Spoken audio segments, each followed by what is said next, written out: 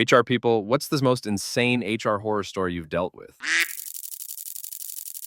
I've been a shop steward at multiple jobs, and while HR is not always the enemy, the relationship is always somewhat adversarial. I've dealt with several HR reps who did not have a strong understanding of the collective agreement, the labor code, or even their own policies. Being unionized has meant that this incompetence was met with security, rightfully so. One instance stands out. I worked in mental health and addictions for some time in a supportive housing unit, and one night a well-loved resident OD'd. I was the first to respond to the OD, and despite my efforts, the resident was too far gone to resuscitate. Regardless, I did what I could. I medic the resident, administered CPR, called first responders, and calmed other residents during the situation. No one else was able to do much. So it goes. While the other first responders were professional and proper, the police officer on scene seemed more concerned about yelling and intimidating our residents. He made wild accusations about the ode being a potential murder. It was not. And everyone around was a potential suspect. This, unfortunately, is not uncommon of some of the police officers who stepped foot into our building, their intentions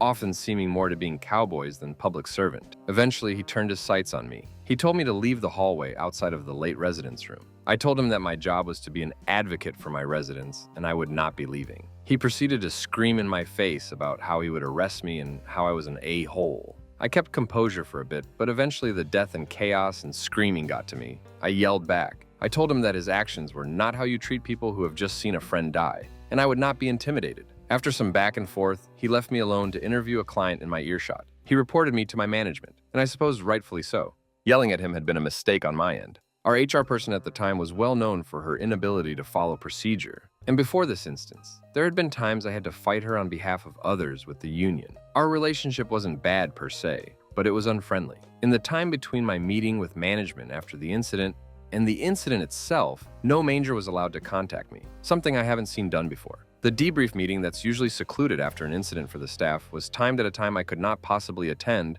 which management was aware of. Despite being told initially that I would not be punished for my interaction with the police officer, HR had pushed to reverse that decision and discipline me. I received an exceptionally unprofessional and accusatory letter from my HR person and was told essentially that I would be fired were I not the shop steward. I believe my HR person at this time, in unbelievable unkindness and vindication, chose to pick a time where I was emotionally vulnerable to hurt me. I do not know what inspired her to do this, but her overreaction seems to have been personal. My union stepped in immediately. Nothing had been done to procedure to punish me, nor had I broken any explicit policies or laws in what I had done. All disciplinary actions against me were dropped, and the union wouldn't even allow a letter of expectation against me. In retrospect, I believe I should have pushed to have her disciplined for her actions against me. But I was reeling from the death of a friend I couldn't save and perhaps the unkindest I've ever been treated in my life. I left the job a few months later, in no small part because of this episode. I work in construction now. I'm a shop steward again,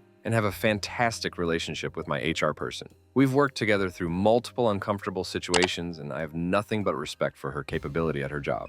When I left, my HR rep decided to reverse several of my sick days to wellness days, so she could create a negative bank of time off. They kept my last paycheck. I'm currently still in arbitration fighting for what is rightfully mine. I have some money now, and I think I might sue the former company, depending on what the outcome of arbitration is. Story 2. Worked at a place where we had plans to terminate an employee for several accounts of harassment towards females. We conducted and concluded keywords, the investigation, hence why we decided to move to term. In the week we were going to term, he had applied for a promotion as he obviously was unaware of our plans to term. My counterpart, we were HR generalists at the time, was instructed by our bosses, HR manager and director of the facility, to conduct the promotion interview just hours before we planned to term. My counterpart did not want to do this, rightfully so. And when asked why we would do this, he was told by facility director just to duck with him, the employee whom we were going to term. Even our HR was in on it, going as far as providing my counterpart with the interview template she wanted him to use, as she wouldn't be in the interview because she was out of town at the time working at another site. Interview for promotion was done. Facilities director conveniently left the facility for the day right before we did the term. Upon doing the term, the employee was pissed, stating, "It's fine if you want to let me go, but why embarrass me by giving me an interview? You guys should have just let me go." His feelings are valid, but my counterpart really had nothing to say back, as the interview wasn't his idea. Employee was escorted out of the building. During the walkout, the employee kept on about how wrong it was that the interview was done. 30-ish min later, the employee came back to the facility with an AK-47. While again, both people who made the decision to do the interview were nowhere to be found. There was no lockdown procedure in place, but my counterpart and I did the best we could to keep all employees indoors and called the cops. Luckily, nobody was harmed, but many were traumatized. Cops came, he was nowhere to be found. Turns out the same week we termed, his wife had up and left him with their 4 kids, and the termination pushed him over the edge. You never know what people are going through, so always be kind. Once we called our HR to let her know what was happening as a result of her and the facility director's instruction to conduct the interview. Her response was that she thought we were conducting an interview for the harassment case, not an interview for the promotion. Girl, stop! Everybody involved called her out on her BS, and respectfully, even the facilities director owned his bad decision, confirming that all knew what the interview was for. Additionally, the decision to term him was a result of the concluded investigation, or else why would we have made the decision to term if we weren't done with investigation? Her lies regarding this matter were wild. Next day, I called her boss. Her boss came to the site, while the HR was still out of town, to investigate the situation. When my HR found out her boss was on site, she was quick to call me and my counterpart, trying to get tea on why her boss was there. To my knowledge, I'm not sure if the HR was reprimanded for the situation, as I obviously wasn't privy to that since she was my boss. Crazy experience though. Story 3. Oh, pick me. I win this, hands down. My boss, the owner, preps me for weeks that he's leaving for a very remote vacation and will not be accessible. He gives me his season tickets to the baseball game in town and says, leave early, go to the game with husband. I never leave early. I say to myself, you never leave early. The next week is going to be hell. Go. I noticed the police outside and I asked the receptionist what's going on and she says she doesn't know. The officer came in and asked to speak to one of our employees and they went out in the car. My boss tells me to go, that due to the nature of the employee, can't be anything serious. This guy is always on time, works hard, well-dressed, educated, well-spoken, has a good life. I shrug it off and we go to the game. I'm scrolling through my phone and see my business on the news that a dead body of a missing local teen has been found on the property. By this time, it is way past business hours, but it's a training facility and classes are still going on. My phone starts blowing up and I have to go to work because my Mr. Clean guy has just been arrested for this missing teen. The police need to speak to the person in charge, and now my boss is on a flight and cannot be reached. The police need time cards and attendance reports and his computer. I'm there till 11:12 giving the info I had. The students are scared. The news is reporting. They tell me they have to interview all of our staff and students starting tomorrow. I cannot reach the owner. The students are calling their sponsors who are calling me about what's going on. The next week was the worst week of my professional life. I had no guidance. I was calling the corporate attorney, dealing with the media, the employees, the students, the clients, the businesses in our same complex not loving the attention they were indirectly receiving on the news. And the very worst of all, the kid's family wanted to come out and see where their son's life was taken. Fast forward 3 years later, he was convicted of hit the guy on his lunch hour. He's still in jail. I don't work there anymore, but yikes. Truly the worst experience ever. Do not recommend. Story 4. Not HR, but a manager, and formerly a privileged access person in a Fortune 50 top stories. One of the admins had been in an adult film before she worked for us. Okay, no biggie. One of the guys found out, decided bringing it to work was acceptable, then thought showing it in a conference room on the projector at lunch was a good idea, and didn't even think to paper over the window that had a good view from the hall to the whiteboard. Was busted in the act by that very admin. Security was called. Everyone in that room was terminated and walked out of the building and told to wait while security boxed their personal effects from their cubes for them. Had a South African software manager who was formerly an apartheid cop. Only hired H-1Bs if he could manage it, would make them do stuff like get his dry cleaning for him. These are high 5- and 6-figure software engineers back in 2000. And if they complained, he'd violate their H-1B status and have them deported. Finally caught up with him when he tried that on someone who was a cousin of a director-level employee. Also of note, he put a young JR employee into a wrist lock, then pulled out a Bowie knife and shaved the employee's arm to make a point about being scruffy, non-customer facing role employee. That was my intro to just how messed up people can be. Had a very JR employee decide he was everyone's boss, even though he very much wasn't. 3 separate coaching sessions going over expectations and limitations on his scope of influence didn't change the behavior. Manager resorted to micromanaging to the level of, you will attend these meetings where you will be expected to provide only this or that input and will report the results of the meeting. You will not attend any of these other meetings. Still no effect. Upon termination, manager requested HR legal rep be present. It was needed. Rep listed it as not the worst termination ever, but in the top 3 for sure. Had an employee in HR legal Bob R. Smith, had an employee in engineering Bob R. Smith emails were of the patter first initial, middle initial, last name, Digit on duplicate. I'm sure you can guess how wrong things went here. Many MA times the engineering bismuth got emails and attachments meant for the HR legal team's bersmith.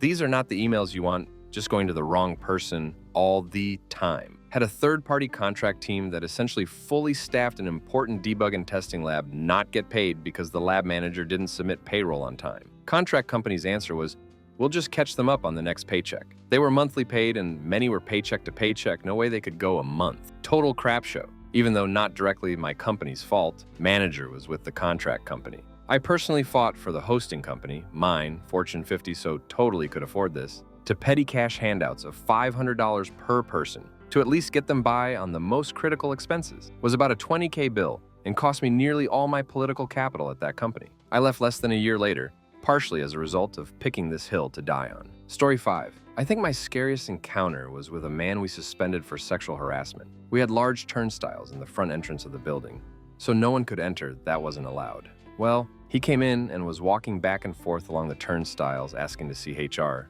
I came out not really worried about anything because I felt protected at first. I asked him how I could help him, and he wanted to talk about how he didn't do anything and he wants his job, that he'd never sexually harass anyone. I calmly informed him the investigation wasn't completed and we would reach out to him as soon as we had a final verdict on the situation. He then looked at my chest, I have a large tattoo on my chest up to my neck, and said, "That's a lovely tattoo on your chesticles." I was taken aback and I noticed he had a gun in his pocket and he had moved his hand out of his pocket. I immediately told him to have a nice day, that we would call him, turned on my heel and walked faster than any power walking grandma you've ever seen back to my security guard's post. I informed them and refused to go up front. Police were called and everything. We found out later on, not only had he hit someone 15 plus years ago, but he was wanted at that moment for armed burglary. Don't meet anyone alone ever. Have security with you. Be safe. Story 6. I'm not in HR, but had a boss that got fired. He was telling the corporate office that he was out on site and telling the site that he was in the office, but was actually not working at either. We all went out to a team lunch at a local restaurant and saw him at another table with a woman who was not his wife. He left with her and then came back in and sat at our table as if nothing had happened. Then he went to an out-of-town conference that had clients present. Afterwards, our client asked the team why our boss was in a hot tub with a woman that looked like JWoww. This was when Jersey Shore was popular. And why was he introducing her as his wife when he has a picture of his wife in his office that is clearly not this woman? He ended up getting busted because he turned in receipts for reimbursement for all his meals and drinks with this woman, but said he was eating with a colleague. That colleague then turned in her own receipts, which triggered the investigation. He was barely working for months and out spending time with his stripper mistress. He was terminated shortly after. To add insult to injury, that client ended up firing us from the project, partially because the exec was never there to resolve issues that he should have been handling. He ended up getting a job in another city. Years later, he came back into town and got a job at a different company I was now working at. My now boss told me that he hired my previous boss, and my eyes went wide as I couldn't mask my shock. Judging by your reaction, I guess I should have asked you about him before hiring him. Ironically, I told this story in the lunchroom several times, with names omitted, with new boss present and horrified/amused. However, it seems he has genuinely turned a new leaf and is now happily remarried with kids and doing a good job. Story 7. I was new to this company, about 3 months in, and still working on building trust with my peers on the leadership team. I felt I had established some great relationships, and boy was I right. The plant manager put in his 3-week notice. That same day, 2 members of our leadership came to me to report an affair they were aware of with the plant manager and the training manager. They said they tried reporting to the previous HRBP, but she was friends with the training manager and swept it under the rug. Me, a baby HRBP, reports this to my boss, who is across the country. Legal gets looped in, and because I'm the only HR rep on the West Coast, I had to discreetly investigate these allegations. I had done low-level investigations on my own and medium-level investigations as a secondary. This was my first high-level investigation solo. I was so nervous. The plant manager was as old as my dad, so you can imagine me asking him these questions and him firing back at me like I was a child. Long story short, plant manager and training manager had an affair, divorced their spouses, bought a house together on public record, and continued this facade that they were still with their previous spouses. It was wild. The 2 leadership members that reported this to me said they had tried before anonymously, with no luck.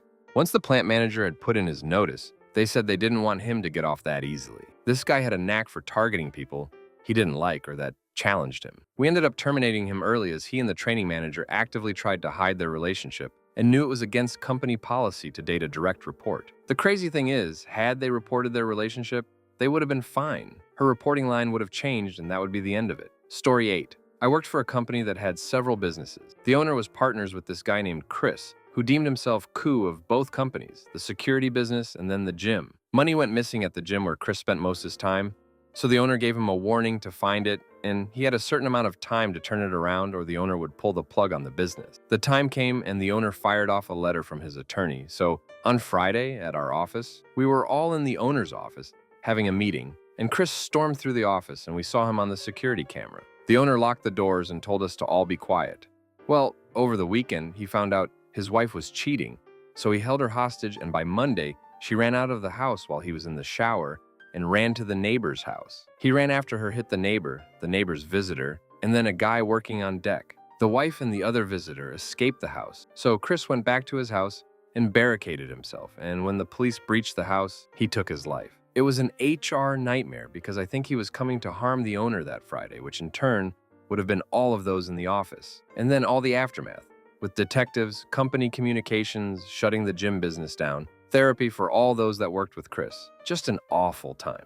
Story 9. I was once interviewing some applicants and my legal assistant wanted to sit in on the interviews so she could get some experience in it. She asked an applicant, "What kind of Asian are you?" I never allowed her to sit in on interviews again. Legal assistant, because while she went to law school, she failed the bar exam twice. Story 10. I had a group of shop floor quality inspectors that had essentially split into 2 factions. Each faction had a leader. We'll call them B and D. I had been having frequent small issues with them until I got a call one day that someone had put a razor blade in a keyboard that was used by D. She was out on PTO. One of the Team B guys was cleaning the keyboard and hit his hand on it while wiping. It's a very dusty shop floor. He said that D put it there so nobody would use her computer. D said someone put it there to cut her hand. Nobody knew anything. Of course, they all knew something. Things escalated until one day I came into work and one of the employees had pooped under B's desk. Again, nobody knew anything, and after a long investigation, we could not substantiate anything. I held a meeting with all of the quality inspectors on both shifts and essentially told them that if I got one more instance from anyone on this team, I would write them all up, since none of them know anything about all of this craziness going on. They would all have comments like, "I don't know anything about it, but you should talk to X wink wink." I was 32 at the time, and all of the quality inspectors were easily over 50. Story 11. Just a month into my first HR job, our director gets fired and escorted off the property by our security team. It took a while, but eventually I find out the reason is because he's been harassing, shoulder rubbing, suggestive comments, etc., one of his subordinates. They're both married, she's asked, and told him to stop many times. Executives have gotten involved, but he's still regularly making comments and even begins explicitly asking her out. Then, one day, when he was already on ice so thin it was basically water, I guess he decides to go for broke. Comes in, takes a knee, and proposes to her with a ring and everything. Hence, he was escorted off the property and quickly scrubbed from our site and system. This would have been wild enough on its own, but when he left, 2 of our 4 associate directors were told they needed to take on all of his work but shouldn't expect any extra pay because it just wasn't in the budget. They said they'd quit. I guess no one believed them. So at our next HR retreat, just months later, they announced they were quitting effective pretty much immediately and explained in thorough detail why. No one has ever been trained in their tasks, head of benefits and recruitment. So there was a small panic. It made the presentation our ER consultant gave immediately after much more awkward. Story 12. Have a few. I was helping a friend of a friend from a group I was in. He had hired a what he called girl to do HR, and she had no idea what she was doing and was really messing up. So I told him to fire her. He said couldn't. Okay, write her up, pip her. He still couldn't bring himself to, and she was messing up big time. Not running people through Verify, not enrolling them in benefits. I don't think she was doing anything. So I could not figure out why he was so afraid to fire her. He was a government contractor, so there are things they need to be abiding to. I asked him, "What am I missing here? Something is off." He confessed that he hired her because she used to do tricks, and he wanted to help her because he felt sorry for her. I guess he thinks anyone can do HR. Of course he was banging her. So he wanted to fire her, but she turned around and said she would sue him for harassment and for taking advantage of her. He also set her up with housing. He was married, by the way. I told him to talk to an employment lawyer and I stopped talking to him. He showed his true colors. He even asked me if I wanted to work for him as real HR. Hell no. Story 13. My latest, we find out in EE ordered tests he wasn't authorized to. Plan was to simply talk to him and learn his rationale. He flips out upon hearing I want to talk with him.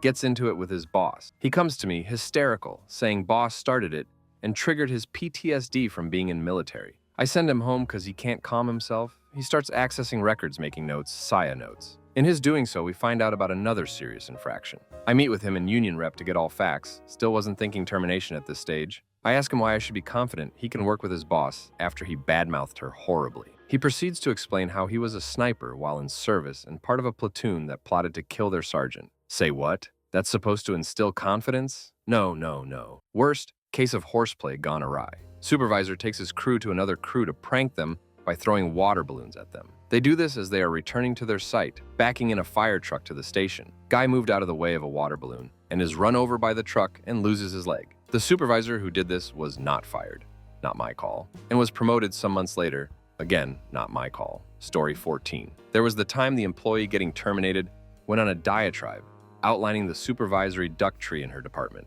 organizing a security cordon for an employee getting terminated, organizing live-in security for a colleague. My friend who was car bombed, it didn't detonate, when she was closing a factory down, firing half a sales team for breaking just every harassment discrimination law I could think of in 15 seconds. And I'm good in that area. Sex for substances for sex. The female trainer having an affair with a junior colleague. Based on her instant messages, we had to get new furniture for her office. The employee who claimed we couldn't fire him for going to grown-up websites because, yes, seriously, that would be disability discrimination because, yes, seriously, he was so generously endowed, it was interfering with his day-to-day life. And sex is defined a major life activity under the ADA.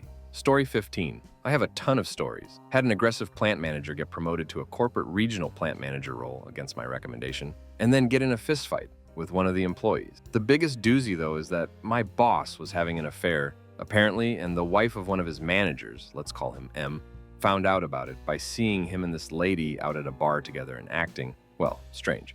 The owners of the company come in for an emergency meeting, buy me and my boss lunch. Owner says he wants to fire him, which was pretty understandable, as he dropped some major balls and cost the company a lot of money. My boss is bending over backwards trying to prevent this. He knows M and his wife know he's having an affair. I know he's having an affair. Everyone is tiptoeing around the whole ordeal. I'm on my boss's side for a really stupid reason. It's just a mess. How does it end? I couldn't tell you. I ended up having to quit because me and my boss started having an emotional affair. I wasn't the original lady, just the most recent affair partner at this point in time. Last I knew, M was still employed, and it's been about 3 years since this whole ordeal. Story 16. At one of my jobs, we had a lot of seasonal employees since it was an amusement park. It was around Halloween, and I had to fire someone who was in full costume and makeup and was essentially made to look like a zombie. This person was staying at our dorms and had too much to drink the day before. He got into an argument with a girl that he liked and essentially hit her with other people in the room. Not one person, including the girl, thought to notify security immediately. The girl filed a complaint the next day, and it was a pretty quick investigation. When I was terminating the guy, he kept insisting he didn't do anything to her. But then, all of a sudden said, "Wait, she said I hit her? No, no, no. I was holding her neck straight to slap her." The security manager was watching the interview on the live feed and immediately busted into the room to remove the guy from our property. I can honestly say it was the first time in my career I had to fire a dead person. That place was wild to work, and I averaged 15-20 error cases a week. The bad part was dealing with the parents. Never again. Story 17. Peak of COVID. We have a policy that employees returning from out of the country needed to quarantine for 2 weeks upon returning. 2 employees are dating and decided to take a vacation to Mexico. However, they decided not to inform HR of this trip. After returning to office, word gets around and a Facebook post is shared with us. Immediately terminated both employees due to breach of company policy and endangering others in the office. I mean, the person who sat next to one of them had cancer. How selfish can you be? One begins crap talking us to clients. She had their numbers in her personal device. And we hear from clients that they are considering leaving us due to this event. CEO ends up getting involved and has personal meetings with all clients impacted. In total, we lost about 10% of our revenue due to the efforts needed to keep our clients. We felt the impact of that termination for over a year, but eventually things got back to normal. Story 18. The head of HR was worried he was going to be replaced and was slowly starting to do some crazy, bizarre stuff. It all culminated in him deciding one day that an intern was wearing an inappropriate length skirt, accusing her in front of the CEO of not wearing underwear and panting her. She was in fact wearing underwear. He retired shortly thereafter. On a more personal level, there was a guy trying to apply for a job he wasn't qualified for, which automatically removes you from the candidate pool. He decided I was the person to blame for this. No idea why. and started harassing me daily, trying to get me to admit it was me discriminating based on age. I told him many times I had nothing to do with the hiring process for the position. He told me multiple times he could figure out where I live and said he'd sue me. Turned out, he only wanted the job because he was stalking an existing employee who has a restraining order against him. Story 19. There's a manager who is known for having affairs with employees. Apparently, they have been doing this for years, but no one reports it. BC, they are afraid of being fired. This manager has plotted and been able to get people fired in the past. They have the owner in their hand. They can do anything and nothing will happen. Then there's another one who essentially stole from the company and they kept them, told them not to do it again. Then the HR manager who plots with owner to fire people. They gossip and judge employees. Plus, the HR manager makes comments. Then there are the two employees who I was terminating different days that turn out had access to guns. They were mad and one had the gun on them. I was on edge for weeks. Still am sometimes. BC, I'm the person who has to terminate employees. BC. My manager views it below their title.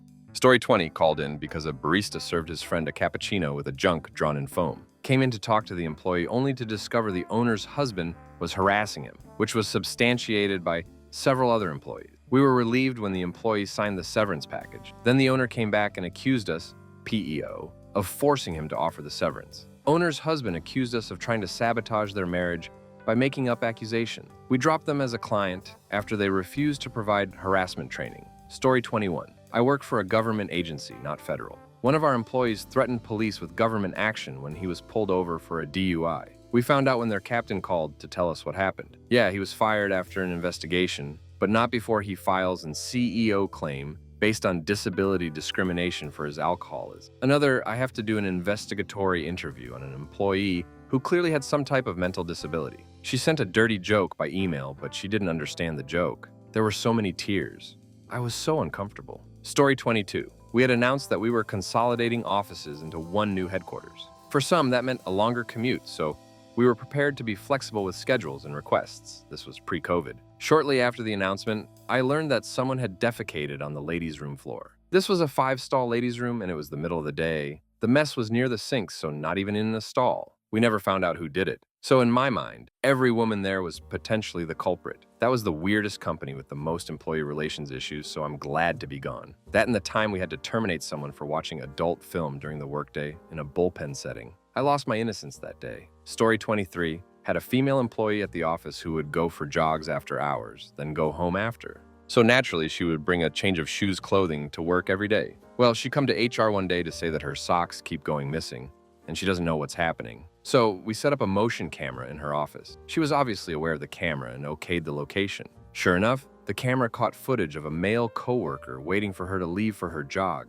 to sneak into her office and steal her socks, and immediately putting them up to nose and taking a deep sniff. Obviously, he got fired and attempted to claim unemployment, denying it, despite very clear video evidence of him doing it. He didn't end up trying to claim unemployment after he was shown the video. Story 24. I worked at a company with about 300 employees. The HR director gave her husband a job as an auditor. He was a complete git who had no training or education in what he was doing. He constantly harassed people and said, "Take it up with HR," which was obviously a threat. The man was paid more money than his boss. When the complaints mounted, and these two may have worried either or both might get the axe, the HR director completely manufactured some sexual harassment charges against a member of my team. Of course, she knew this would make it impossible for the company to fire her or the husband for fear of it looking like retaliation. The company let this happen, and they really do deserve whatever crappy thing befalls them because of all of this. Story 25. My flabbergasting HR incident was when we were training a new employee on our reception desk.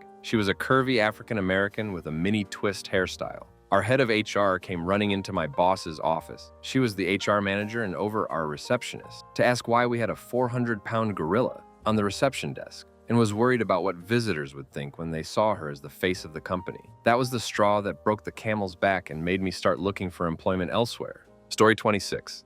I was directed to follow my employee around all day to see if I could see down her shirt. She had a complaint that day that she was purposely bending over and showing her breasts to some guy, and his girlfriend didn't appreciate it. I saw no breasts, then I told her what I was directed to do. She said, "If you see them, let me know. Because I'm so flat, I don't even see them." She had the best response. Story 27. Oh boy. Supervisor keeps giving overtime to employee. The industry work environment really doesn't allow for saying no. Whole time supervisor was ducking the employee's wife girlfriend. Employee finds out And you probably can guess what happened. Yep, they get into a physical fight on site. Discipline time. I forgot the exact punishment, but the basis was insubordination. I just wanted to add that after the investigation, the talks about discipline was an interesting conversation. Ultimately, the employee got punished for insubordination. If I recall correctly, supervisor got a slap on the wrist. Story 28. District manager calls me to tell me they caught an employee naked, pleasuring themselves in the janitorial closet. Okay, fire them, I respond. Well, the district manager replies, the problem is that this is the second time we've caught this employee doing this. The first time we just moved them to a new account. So now I'm not sure if we can fire them. Not a problem, I tell the manager as I get in my car. I immediately drove the 7 hours from my home to this location and fired them both. Story 29. This happened while we were interviewing an internal candidate for a management position. Hiring manager, a woman. What are some of the flaws you see here that you'd like to address? Internal candidate. There are too many women managers. We continued the interview, but when he left, we all agreed he wouldn't be getting the position. Story 30. I have a lot of stories. However, the one that I couldn't forget was about 3 years ago when I went to one of our operating companies to conduct the annual talent review. I was assaulted by the security guard at the back of the reception area. The cleaner saw was a witness to the incident, but he lied during the investigation. CCTV was also available as evidence. The company owner spearheaded the investigation, but nothing happened to it. I think it would have been better if I reported them to the police. Story 31. Not really my story, but thought I'd share anyway since my friend was one of the HR people that got hit. As HR in the military, we get plenty of disgruntled customers, but it's usually not that bad until it is. In Fort Hood, Texas, one soldier was pissed that the HR people denied his leave request and walked into his unit and shot up the HR people there. He continued his shooting spree, and the post was on lockdown for hours. Story 32. This is more funny than horrific, but we had to fire a service technician who kept pissing off the customers with inappropriate conduct. The owner and I were walking him out, and the owner asked if he would arrange to have his uniforms dropped off along with some other company property. He shouts, "Oh, you want my uniform?" strips off his shirt and pants, whips them on the parking lot, and drives off in his tighty whities. I always wondered how he explained this to his girlfriend when he got home. Story 33. Not HR, but this story fits. At a place I worked, one of the second shift employees started a restaurant business at the warehouse on his shift. There was no salaried supervision after 5 p.m., so it went on for months before he was caught. A supervisor had to come in for an issue and saw the restaurant in operation. The employee's direct supervisor didn't want the headache of doing a termination, so he just quietly shut down this guy's business. Story 34. We had 3 HR leads at my last job. The man was harassing male employees, and the woman made countless inappropriate, awful jokes on the job. She also got drunk at several functions. Both were fired in the same week and replaced with much more professional HR people. The third stayed out of trouble. Story 35. When I was the admin in-house HR at a large retail place, we had a store manager who screamed at employees on the floor, threatened to fire employees for discussing their pay, made comments about female employees' bodies during team meetings, and openly mocked an employee's disability, also on the sales floor. I reported him multiple times, but corporate wouldn't do anything about it.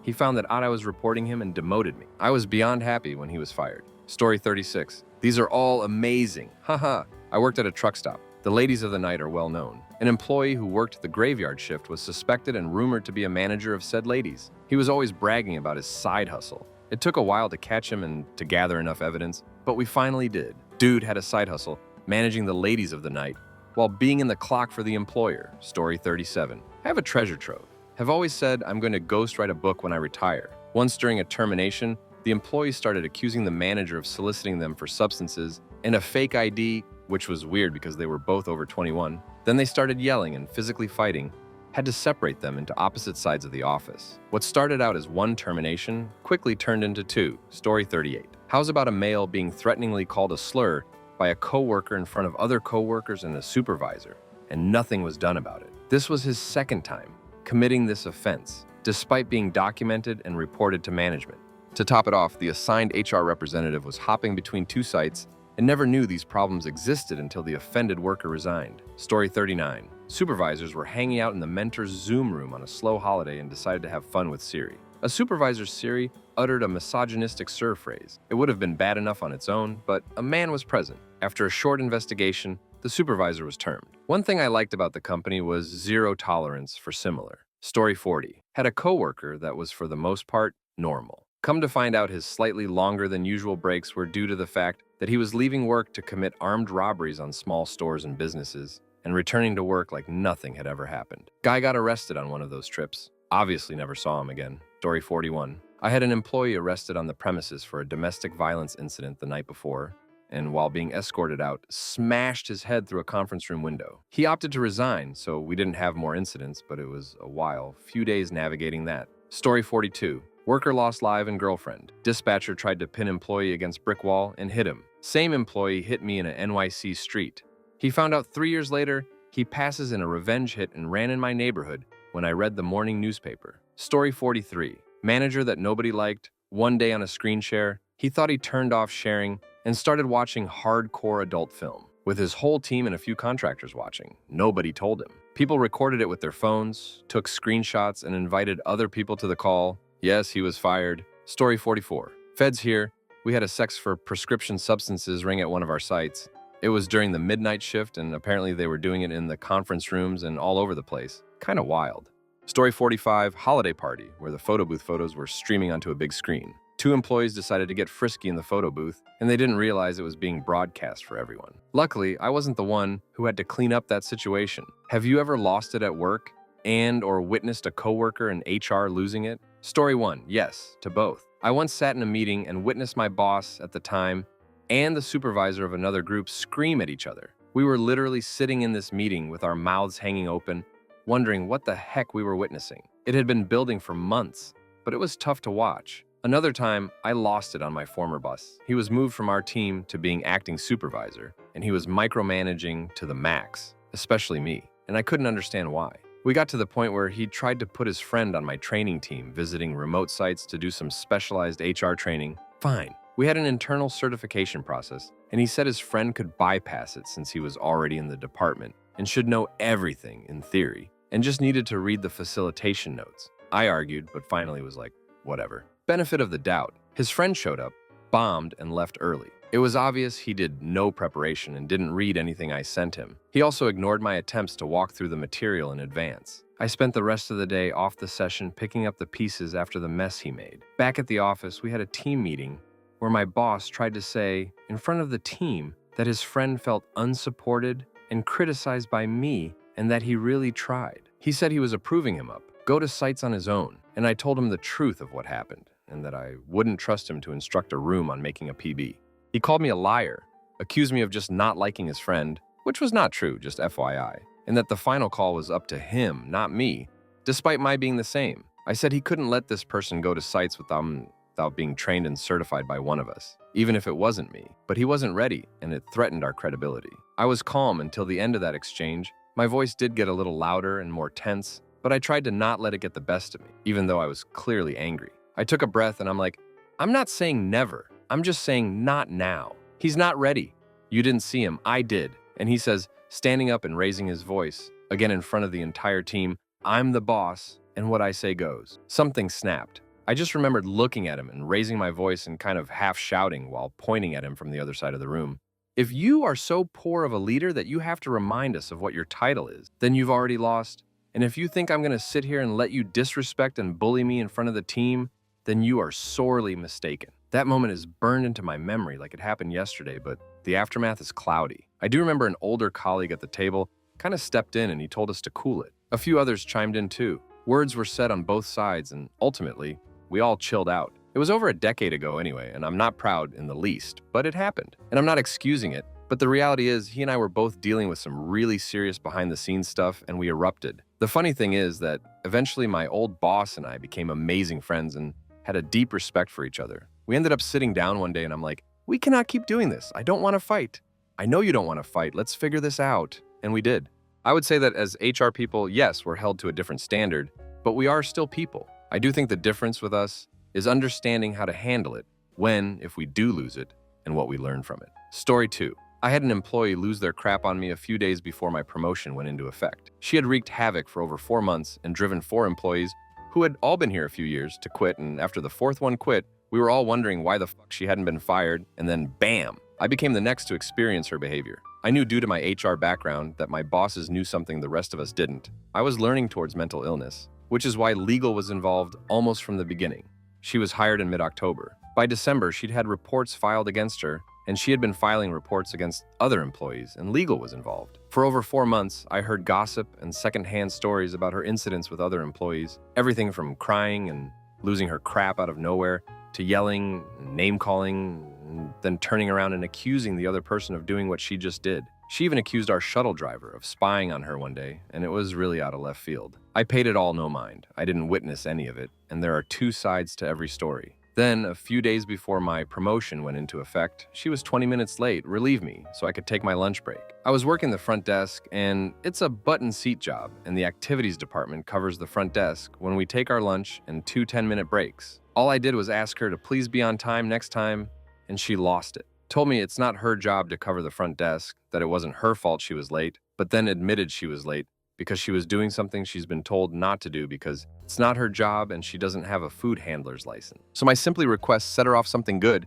and she went off. She brought up a coworker who had quit a few weeks ago because of her behavior, saying she sees why that employee never covered the front desk. All I said was, okay, that's fine. I'm going to take my lunch now, and she yelled at me to not yell at her when I didn't even raise my voice. Then she followed me into the back office and wouldn't go back to the front desk despite me telling her we were not going to argue and that she needed to stay at the front desk. She ran down the hall yelling that she was reporting me, but my boss wasn't in her office, so she ran back out and yelled that she was writing up an email report. I went to lunch and told my work bestie, who was her acting supervisor, what happened, and that she told me it's not her job to cover the front desk. My work bestie had been butting heads with her for months and had told me all about her. But again, I didn't get involved and considered it hearsay. I liked her and didn't let on that I heard about her incidents with outer employees. So my work bestie got upset and went to relieve her at the front desk, and they had a verbal altercation because the other employee told her she wasn't going to cover the front desk anymore. There were accusations from both that it became physical, but it was unsubstantiated. In hindsight, I shouldn't have said anything to my work bestie. I deeply regret it. The next day I came in and found out that her and my work bestie were both on administrative leave. My work bestie was the first to go. She had it coming, and we found out she hadn't even been doing her job for all of February. So after a week on leave, she was fired. The other employee came back about a week later and worked 3 days, then they fired her. Story 3. Sister of a previous work comp employee threatens my character, life, and job because her brother became an alcoholic. I flipped crap on her through an interpreter. I definitely lost my cool exactly one time, maybe 3 months ago. First time ever. I used to work in a hospital and I'd get called all sorts of things. Never really got to me. As a white guy, we'd get people in the hospital medics all the time, and probably 2 or 3 times a week, we'd get people calling us slurs for not handing out pain medicine. Like, hey dude, by law, we cannot give you narcs for this. Insert small injury. And I'm not even the person who writes the scripts, buddy. Chill. We had people asking for oxy and purses for sunburns once because they were allergic to Tylenol and aloe. Perked has got acetaminophen, dude. Anyway, I'm now working health/safety at a factory, and about 8 months ago, one of our employees fell pretty bad and hurt his elbow. Nothing serious, but it looked bad on camera. I bent over backwards for this guy to get medical treatment. We obviously paid for all of his treatment. We were able to find him alternative work so that he can still earn full wages. We paid for professional drivers to get him to work. Therapy, about 2 weeks after all of this, he stops showing up to work. No one can get contact with him. He's an African immigrant, and occasionally they'll let a cell bill lapse or something, and they get a new number. Well, he no call, no shows, for 2 months before we have to terminate him. Months of no calls. His sister ends up getting a job with the company. We didn't know who she was, and we catch her deliberately trying to fake an injury. We have cameras all over the property, and we have video of her playing, running, doing cartwheels in the parking lot, and then mysteriously limping when she comes in, saying that she twisted her ankle in the building. She forgets her phone in her car, and then we have her on camera limping out of the building. And then when she's outside, she sprints full speed to her car and back, and then limps when she gets back inside. I call her out for this, and she goes on saying that I don't believe her because she's African, and that I'm a piece of crap, and that my family probably owned slaves, and that I abandoned her brother, insert name, and that she hopes my daughter has incurable disease. She went on for like a full 5 minutes with an interpreter. I stood up and tried to leave multiple times, and when she went on about my daughter having diseases and finding out where my family lived, I finally broke. I yelled at her full volume that I bent over backwards for her brother, and he decided to duck his life up, and we did everything we could to make sure we could accommodate his minor injury. We paid for a ducking driver to make sure he had reliable and safe transportation to work. He refused. After she threatened finding out where I live and that shell makes sure I'm uncomfortable, I made it very clear that that would be a very bad idea. Without threatening outright violence, I made it obvious that I would get the police involved with her threats, and that I would defend my family savagely. She was arrested 7 weeks ago for attempted arson on her neighbor's home because a baby was making too much noise in the backyard. I've dedicated the majority of my adult life to helping people,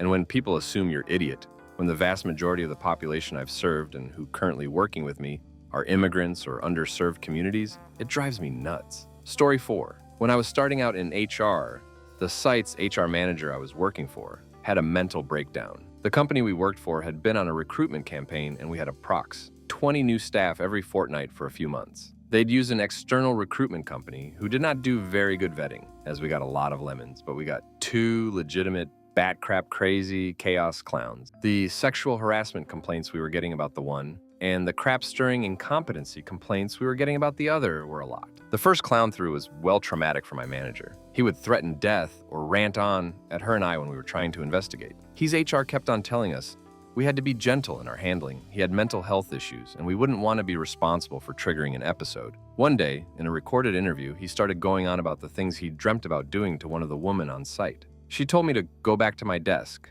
which was our code for call the cops. So I left and called. She was in there for at least 10 mins alone, while I was standing by the door clutching a small van of hairspray. He just kept ranting. What I heard, it made me nauseous. HR kept on saying she had been handling issues like this for years. She should have resolved it by now, but they wouldn't implement any of her recommendation. The cops sent a crisis team, he flipped out, broke crap, assaulted the medic, and tried to grab the cop's taser. Eventually, he was taken away and she lost it. Literally just on the floor in the middle of the open plan office, sobbing. I called her husband, and that was the last time I saw her for years. We lived in a small town, so that was pretty unusual. And when I did see her again, she was a shell. I will never forget the sight and sound of her sobbing. Story 5, coworker. It was a corporate TA job, and on my first day, this tech recruiter on our team dumped all his marriage drama on me, and on my first day, via Yammer Instant Chat, then asked me to lunch. Fast forward a few months, he's since made everyone on our 8-person TA team uncomfortable, and yet it felt like our TA manager kept covering for him.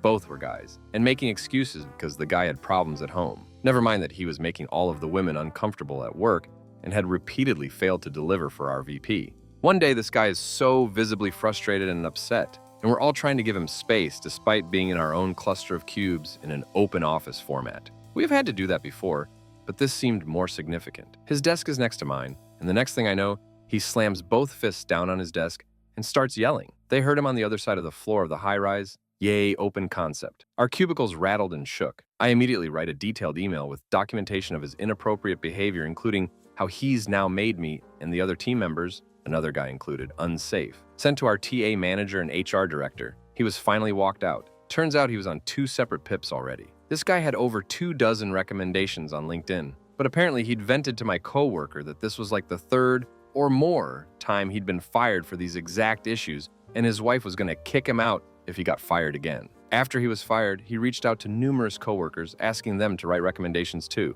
Friendly reminder, you don't have to give anyone a recommendation on LinkedIn. Story 6. I went full scorched earth at my previous company after returning from maternity leave and being treated like a second-class citizen. I dealt with and cleaned up their bullcrap for 10 years, and hearing the CEO state that my department was not performing well because I decided to go and have baby did not sit well. I politely addressed it and was informed that if I was going to be hysterical about a joke, then I could leave the room. I got up to leave the room and the good old boys just started laughing. Later that week, a man from another department was appointed as my boss in a position I'd helped develop, create, write the SOP for, and had been promised the position upon my return from maternity leave. I went to my vice president to ask about it and was told that clearly your baby is most important to you right now, so focus on that. I saw red. I was being passed over for a position I worked my ass off for. I had poured blood, sweat, and tears into that company. I helped them build out every department from top to bottom, expand into 16 states, and was the first female in leadership. I was no longer valuable because I took time to pump breast milk and didn't work 12-hour days anymore. I have several colleagues that left shortly after I went scorched earth. The company has been on a strict decline for the past 5 years. They lost good, hardworking, valuable people because of pure stupidity. When the CEO stepped down a year ago, I had a drink and a laugh. So yeah, sometimes it happened. Story 7. About 3 years ago, I broke down in the office with a coworker. Thankfully, we had a good relationship outside of work also, and she came to me concerned because I had been overly tense and snapping at people. When she brought it up, I just crumbled and cried uncontrollably for about 10 minutes. I let her know about several instances where our director had been pushing me harder and harder over things that were outside of my control. Company was going through an acquisition, and we were all being asked to do some borderline unethical stuff to make sure the deal went through. We were equivalent positions, and my coworker was not experiencing the same thing. Talking to her helped me realize I was being targeted unfairly by my director, and from there, I started making an exit plan and looking for other employment. My coworker was amazingly supportive and told me go home and she'd handle the rest of the day and would let my director know I was sick and would be out for the day. Went home and got my crap together, and within 3 months, that director was laid off after the acquisition went through. I never did any of the things they asked, but it was a rough 3 months between the breakdown and them getting let go. In HR, I think we're held to a higher standard than other employees, and our emotional well-being is usually the last thing our managers care about when they should be extending the same grace we give to employees. It can be very exhausting, but I generally love what I do, so I keep at it. Story 8, not at the office. But after we spent the week laying off staff, 2009, 8 to 5:30, we went for a decompressing drink. I had to get walked away from the communications person. He'd done all work on this, felt entitled to come out for drinks, and then started laughing about the fact that the facilities person we laid off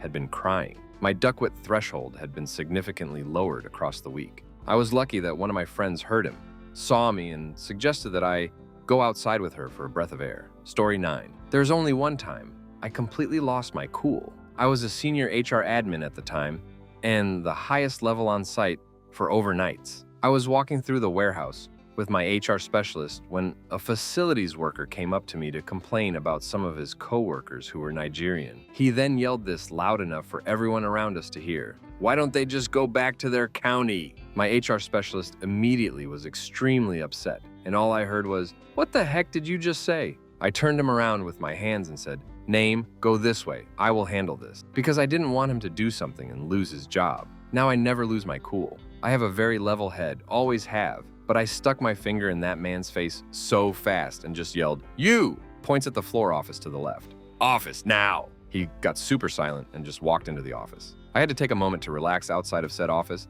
then walked in with the operations manager as a witness. I may have been a bit animated in the office, but no more yelling or anything, just a huge amount of lecturing from me, and reminder that we do not tolerate comments. His reply? "It wasn't this. It was true. They don't belong here." I suspended so fast. I hated some of the people there so much. Story 10. Yep, worked in a casino. One of the main rules is that what the pit boss says goes. If you disagree, wait until break time and talk off the gaming floor away from customers. Pit boss corrected one of my coworkers. She disagreed and kept disagreeing to the point the floor manager had to order her off the table because she was causing a noticeable scene. She got pulled into the office and then sent on break. I went for a break next time, and the floor manager approached me asking if I'd seen coworker because she never came back from her break. I hadn't, and when I asked later, the floor manager said security had to check the cameras and they have video of her leaving the premises on her break and not coming back, nor did she answer her phone. It was her weekend the next couple days, and the managers were watching to see if she came in for her shift on her Monday.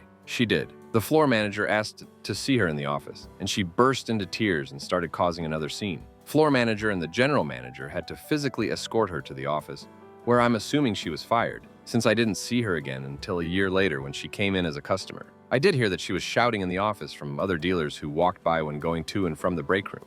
Story 11. Losing it and screaming at another person is never okay. I don't care what department you're in, and I don't think that's an unreasonable standard for HR or anyone else. I think there are things HR has to be more careful about, but honestly, most of those things are things I think anyone should be more careful about. If you're working somewhere that this is a regular occurrence, then the place you work sucks. That said, losing your composure or patience with a ridiculous situation happens. There are just better and worse ways to cope with that. Getting flustered or upset or storming out are all things that happen, and all are infinitely better options than just teeing off on somebody else. Learning to professionally dress someone down for being an absolute potato at work is a skill worth developing too. I once lost my cool with a vice president who blew up my entire performance management process at the last minute and forced me to reconfigure the whole thing to make it, objectively, much worse. I spent 20 minutes running up and down the stairs in our building, quietly ranting to myself, to cool off, then took a shower in our gym before I had the conversation. Story 12. I was responsible for a manufacturing type environment, and my office window overlooked the entire plant. I hadn't been working at this facility long before I saw two women old enough to be my mother walking down the aisle of production towards the admin office, yelling at each other. Heard them come up the stairs and in. They came still yelling at each other because one told the other, "You make my A itch." The offended one was coming to cry to me and tattle, with the offender hot on her heels still fussing at her. I couldn't get them to stop yelling at each other, so I screamed, "Shut up!" and told them to get back to work. My boss, the vice president of ops, came into my office and said he wondered how long I was going to let them yell at each other. It will always be my favorite HR job.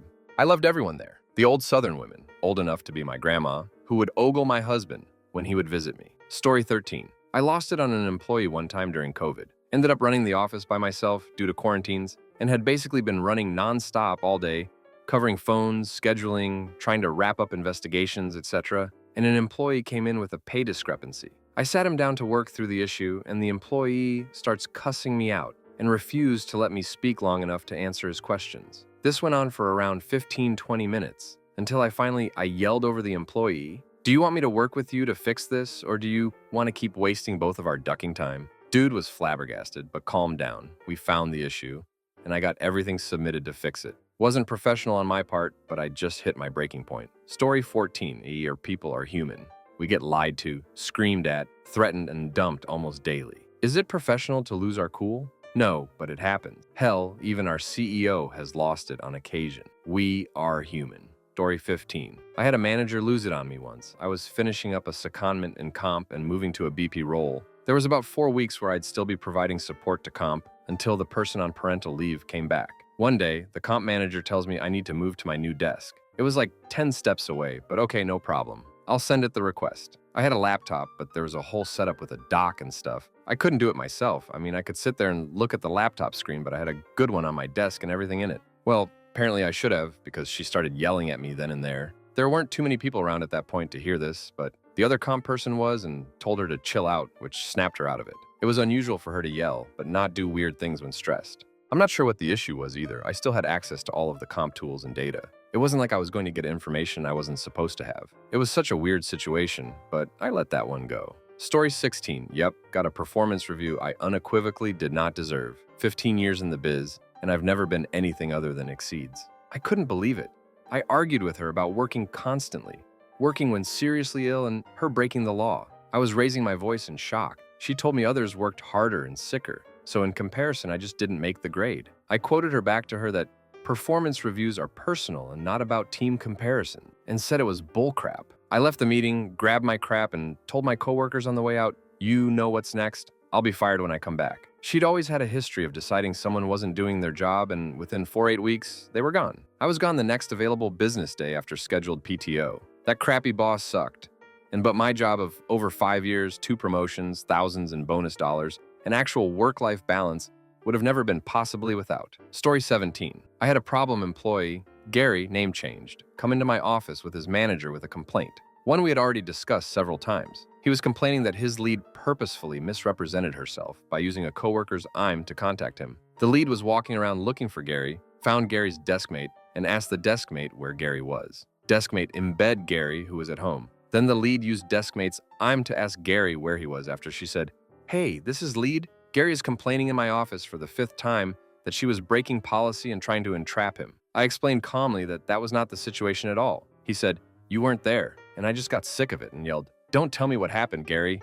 You literally weren't there either. You were on I'm at home when you were supposed to be in the office for a meeting. I've got 2 good employees telling me the same story, and you're saying they're lying based off of nothing. It's done.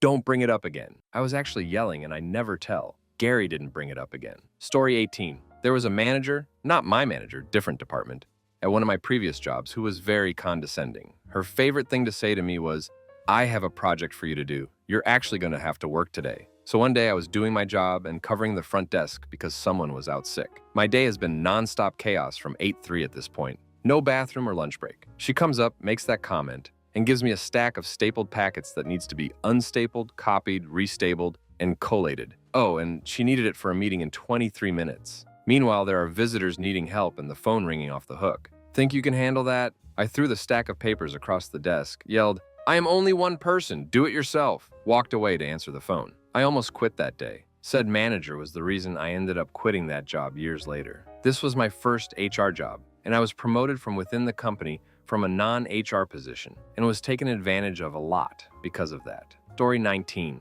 I quietly lost it once. Does that count? Head of company was toxic. Pretty much textbook standard narcissist. Once he decided I was of no use, to be fair, I was less than 2 years from moving abroad, it was just constant gaslighting. My sleep and appetite began to be affected. I could see the writing on the wall. Got brought into a meeting with him and the head of HR, who I reported to, and given the "you're on your last strike" talk. When he was done talking, I stood up, said, "Let me make this easy for you, I quit," and turned on my heel and calmly walked out. Now, to be fair, the minute I stepped out of his office, I was shaking and crying and hyperventilating. But the crowning moment when I said I was quitting was something I'll always be proud of. In another world, I'd still be at this company, a charity that helps people with special needs. But my mental health took such a nosedive during COVID, I needed to put myself first. Best decision I ever made. Story 20. I've gotten emotional and cried behind a closed door with my boss a few times after letting her know I needed to vent. Mostly because I saw her as a friend, safe place, and I was just overwhelmed. Once during COVID, when things were scary and awful, once when my mental health was really bad related to personal stuff. I'm not super proud of it, but I don't think it was wrong to do. She had told me in the past that she was there if I ever needed somewhere private to freak out. She was kind and supportive, and we're still friendly, even after I left that org. Freak out in an angry way or yell at a coworker? Absolutely not. I save that for rage texting my besties or venting to my boyfriend once I'm home. Or wait till I've cooled down and notify their manager in a professional way. When I felt something was truly unjust,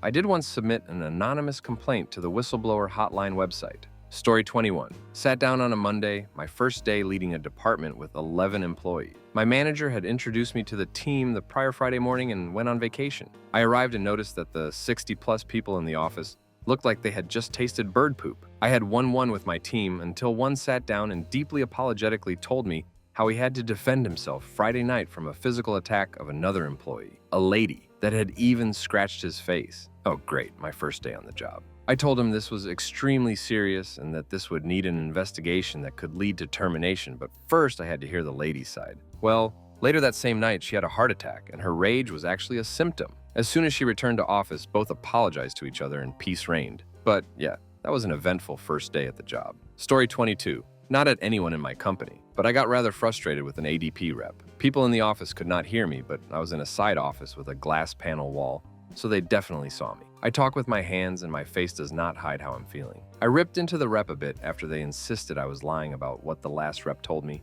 in a situation and refused to actually answer my question and/or give me a logical alternative to the previous person. On payroll day at 4 p.m. 3 days later, the individual who saw me having that conversation asked if I was okay because she had never seen me like that before. Now I do my best to make my ADP calls on work from home days just in case. I'm doing better at keeping myself in check when I start getting irritated, but better safe than sorry. Story 23. I have a question. Did anyone talk to the coordinator so far? Ask him what happened and how he felt in this situation. Did anyone think of that he is ashamed the next day and maybe was due to that not talking to the team? I observe often the paradox of HR people having exceptions towards their function job title, which has nothing to do with the person standing behind the job. Don't get me wrong, I'm no exception to this, and my expectation towards myself in this role are not any different. So I know of what blind spot I'm talking. Try with empathy, if you care and want to help, to figure out what the situation was about and ask questions to the person in the situation, not to a forum.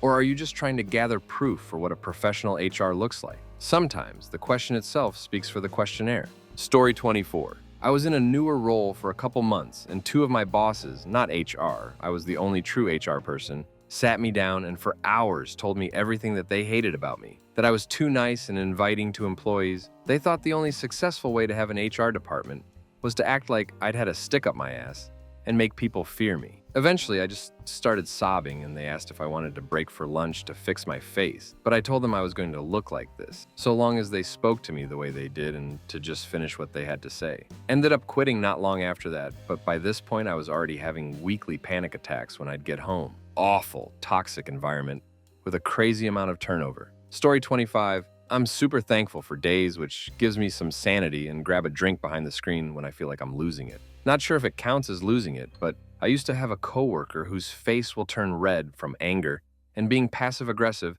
sending messages and deleting them whenever people disagrees with him. I remember hearing from a few managers saying that people like him who can't control his emotions and not a team player will never get promoted or opportunities because no one will ever treat him seriously. Although he was an idiot, I felt kind of bad for him when I found out he actually had some mental issues and was seeing a psychiatrist for it after he left the company. Some people were also nice enough to advise him to move into a different field, but I think he is still doing HR Story 26. I once yelled at a male coworker after he cut me off 4 times in a meeting. He was literally waiting until I started speaking, and then he interrupted to talk about a completely different topic.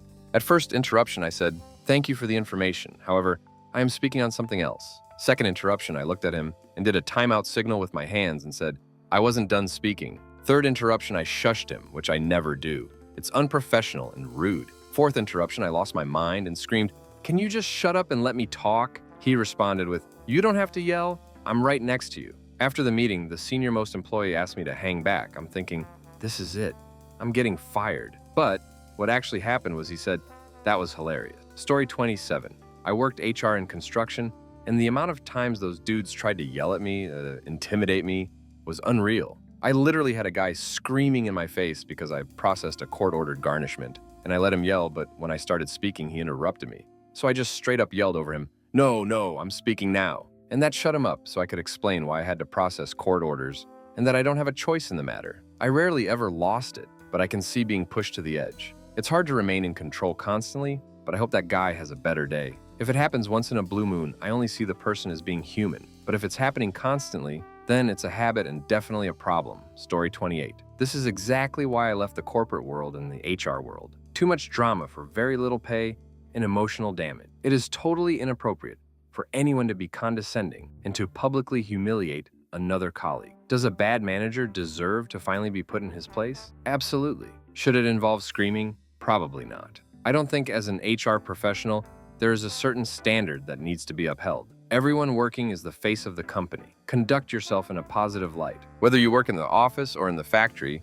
we should all have the same standards. It's unfortunate that most management, from my experience, see themselves as both the alpha and the omega, seemingly untouchable. Most times they are, but I believe in a thing called karma. It gets us all eventually. Story 29. Current company has caused multiple meltdowns since Q4 last year, which moved to panic attacks on the freeway both to and from. I decided to be remote a few times a week to keep it in check. So far so good, but someone decided to say I'm Mia from the office and missing the office environment and culture. My office culture is so toxic, no one talks to anyone, even though there's a few there. Just today, I began to have ideation of ending it sitting in my closet of an office. Since we are spiraling into bankruptcy, I kept saying, I'd be saving the company thousands. Not good line of thinking. I need out so badly. We have so many more problems than me, working remote 3 days a week and being more responsive than everyone else when I'm away. Story 30. Current team. When we had our manager, at the time, in our small micro-team meetings, one of my coworkers would break down literally in tears once and then get wildly emotional the next few times at the thought of having to do more work that required typing. I had compassion for her and wanted to help her until she tried to push me out when our manager left too. Before that, payroll was always swamped and would call me for an hour at least once a week to vent and would be in tears in almost all meetings. Sometimes a part of me wonders if it's just an act so they don't get more work because the moment that people come to help them or the work is decided that it's not going to be entertained by management, the tears stop. Story 31. I've had a few tantrums, but only truly lost it exactly once. Luckily, I'm not a screamer, but I'd worked with that team long enough for them to know that I'd hit my breaking point and was beyond livid. My boss offered me 2 weeks off starting immediately. I took 6 months instead and used that time to start my own consultancy so I wouldn't have to go back. They lost a 15-year employee with one email and a poorly timed, "What do you think?" It took 4 feats to replace me. I'd never condone acting out in the workplace, but context is essential. I had enough social capital for people to know the behavior was abnormal, and I've tried to carry that forward to give other people grace, where and when appropriate. Story 32. There are still times when I struggle to compartmentalize and may act outside of my norm. I try really hard to emotionally regulate, but sometimes I just lose the battle. As for losing it, the closest I came at work was toward my manager. Both and my only team members had been out for just under 2 weeks on vacation, and I was handling their job on top of mine. My manager came over to ask me to focus on the most minuscule task, and I almost burst into tears over the stress. You could 100% hear it in my voice as I basically told them to kick rocks. I lose it weekly on the way home or going into work. By lose it, I mean both sad crying and angry crying. Story 33. I've lost it on people plenty of times before, especially earlier in my career when I was in ops. I've learned to tone it down once I transitioned into HR, but I still consider myself very hot-tempered, and you really don't see that a lot in HR for good reason. I've only survived because you need to learn how to manage your emotions in key situations, but I've certainly let people have it in my day. I'm not the kind of person who will let someone speak to me in any kind of negative tone. At this point in my career, I do not care if you're above or below me in rank. Story 34. Yes, absolutely. I was an HR manager and I absolutely lost my crap on my boss for losing a bunch of files of mine. While record keeping is done online, I like to keep personal files. Not proud, but I told her to go duck herself and her crafty management style, that this is not her office, and nothing in here belongs to her, and to not touch my crap in the future. Long story short, she was a great boss. She knew I had a lot going on with my mental health, so she apologized, and I apologized. But yeah, crap happens. It's almost impossible to be perfect every day in a position that pretty much demands it. Story 35. I witnessed a 50-year-old man have a temper tantrum over an IT process that needed to change. He had been at the company, and still is, for 15 plus years. The change was just different and likely scared him for his job safety. Plus, he was going through a messy divorce. But he legit was in the middle of the open office screaming at the ET director. He was given a low to figure his crap out. I thought it was incredibly generous of the company, given what things were said and how by him. Story 36. We are all human and all have bad days. I'm not the typical buttoned up and polished HR professional. I'm rough around the edges personality-wise, but I'm good at my job and I truly am our employees' biggest advocate. I've never lost it in front of an employee, but I have been close at my previous job. It's important to remind ourselves of the behavior we expect our staff to have. If we are yelling and being rude and disrespectful, they will think that it's okay too. We have to set the standards for a positive work environment, no matter how hard it is sometimes. Story 37. I've never totally lost composure. I have had things happen that I made a mental note of, and those normally start by brain down a path of leaving example. I was in a meeting with CEO and our president. Can't even remember the issue, but I started a sentence with, I think. He interrupted and said, I don't pay you to think. Ding ding. That's one for the memory bank that I probably won't be able to get over. If my boss, CEO, or otherwise doesn't have my back, I'm done. Story 38. I guess it depends on how you define lost it. Have I ever hit someone or completely lost control? No. Do I walk around with a burning rage inside my chest and been less than tactful at times? Yeah, that's not uncommon at this point. Like, I seriously could probably count on one hand the number of times in my first 30 years of life I raised my voice at another human. The last 3 years, though, it's fairly constant. Not with the hourly personnel either. It's the other managers that drive me insane. Story 39. This may identify me if my coworkers are on this sub, but early in my career, in HR, once had a coworker, also HR, yell at me in front of my other coworkers, still all HR, because I made an offhanded comment that I'd be out of the office when she gave me some backup tasks and she yelled that she would be at her parents' funeral. So whatever I was doing, consider that I didn't know, and also was taking the day off for my birthday. Story 40. Yes, this recently happened to our senior labor relations rep. One of the employees in our communications meeting called her a Karen. Also, she got into it with a different employee as well as a union person all in the same day. She ended up being suspended because she left her belongings at her desk, including her badge, and left the premises. They just wrapped up the investigation and I found out last week they let her go because she had a bad day and everyone came after her. Story 41. I'm in HR and I went to my wife's holiday party and their HR manager was getting smashed and offering people weed lollipops. I know it's not exactly what you asked for, but it reminded me of this situation. Story 42. Yes, once we had to terminate a security officer because he was unable to control his temper. The company sent him to counseling twice. He had another incident where he raged out on a drunk customer. During the termination, it was said the reason was his inability to control his temper, and the company didn't want that level of liability. In the process of telling us he did not have a problem, he punched a locker, breaking his hand. Story 43.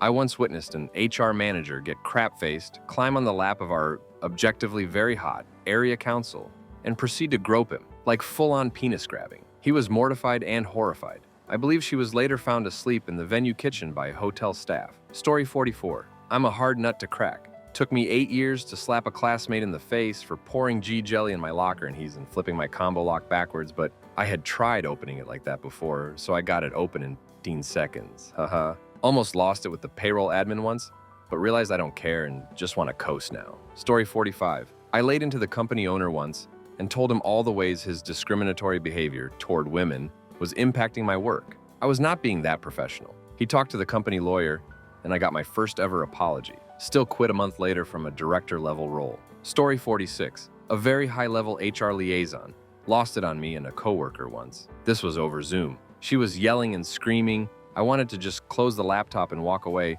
but she was so high up I was afraid to. I reported it to my supervisor, but nothing came of it. I transferred a few weeks later to get away from her. Story 47. Sort of. Our former HR person, who was also our senior accounting person, once lost it on a disrespectful client who harassed our secretaries and my supervisor for several days. She fired, trespassed the client, and made sure everybody knew that if anything like that happened again, we were supposed to go to her. Sadly, she had to leave the company due to health problems. Great woman.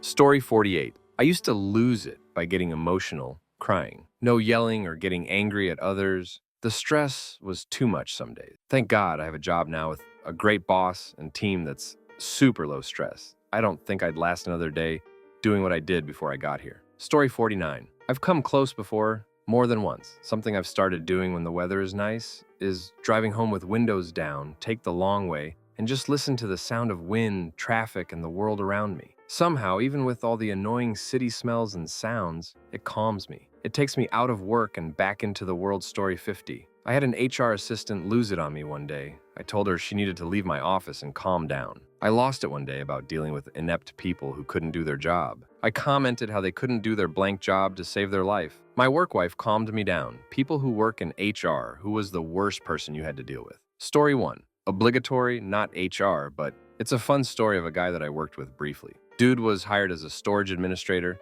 didn't know much about storage.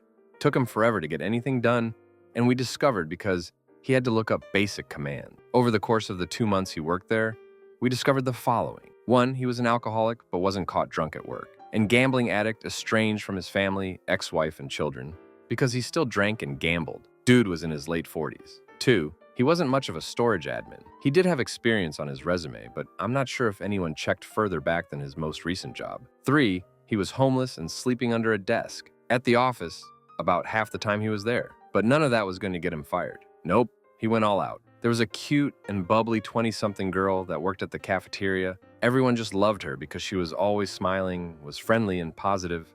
You know, the kind of person that is so happy and smiling that you smile? That was her. What do you think this guy does? Starts hitting on her. Was told, no, I have a boyfriend. He persisted by saying, you look sweet, good enough to eat, and I have a talented tongue, more experience than your boyfriend. Ew, gross. She relays this story to a couple of us while we're waiting in line, and we tell her to go to HR immediately. He's gone that day. Story 2, not HR, but I was friends with a lot of people in this industry, and a story like this makes the round. Before my time, about 15 years ago, the central institution would host yearly events that were massive galas and balls and would last a week. Think champagne, 5-star hotels, ball gowns and suits. That sort of massive. It was a big honor to represent your company at these events, and you'd get to rub shoulders with some of the industry leads and elites. Enter Rob. Rob was chosen, for some unknown reason, to represent his company at this prestigious event. To call it an honor and a mark of pride on his record